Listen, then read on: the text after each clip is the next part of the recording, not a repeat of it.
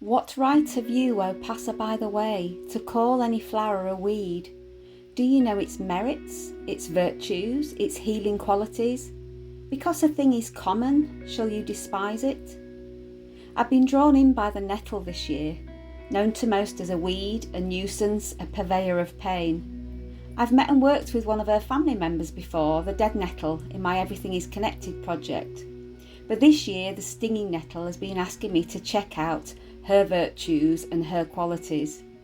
I've been volunteering at a community garden since last autumn, a derelict site home to briar and debris when we first began to push our human selves onto the space. Having cleared a path, nature began to push her way back to remind us that she still has a place here.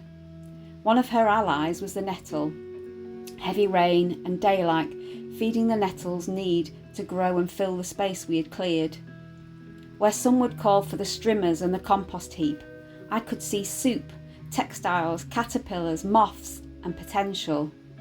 I've been making my own inks and dabbling with natural dyeing for a few years now and never used nettles before.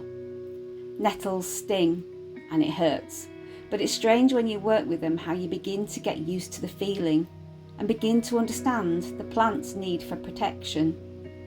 I gathered and got stung, studied, sketched and got stung, processed and got stung. I saw how the structure of the leaves changed whilst heating and how a smell of iron was released. Dipping fabric into the essence of nettle, I saw a beautiful, delicate, soft green infuse itself to the fibres. Watching the ink slowly spread itself across a piece of watercolour paper, nettle's virtues began to release from that prickly exterior. I went on to learn about the insects and animals that rely on this plant to survive, many of them found in our community garden, and found there were countless fairy tales and folklore with nettles as one of the characters, stories of protection, freedom and transformation. Known as the poor man's linen, it clothed and also fed our ancestors. We don't need to rely on nettles for our food or clothing anymore, but we can still learn about her virtues and qualities and let her grow to provide for nature.